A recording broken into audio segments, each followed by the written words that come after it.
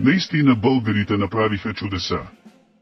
Те съществуват от подписването на Берлинския договор в условия, които в никакъв случай не могат да бъдат наречени благоприятни за тяхното развитие.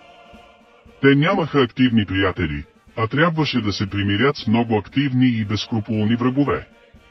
Наемни убийци шетаха из страната с цел да ликвидират най-изявените граждани, чужди емисари живяха сред тях, за да предизвикат безредици с най-долни средства.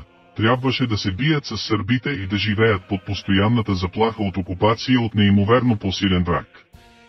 Те се справиха с тези трудности с тиха смелост и упорство, черти, с които всеки един народ би се гордял и доказаха, че са най-достойните претенденти за отхвърлянето на робството.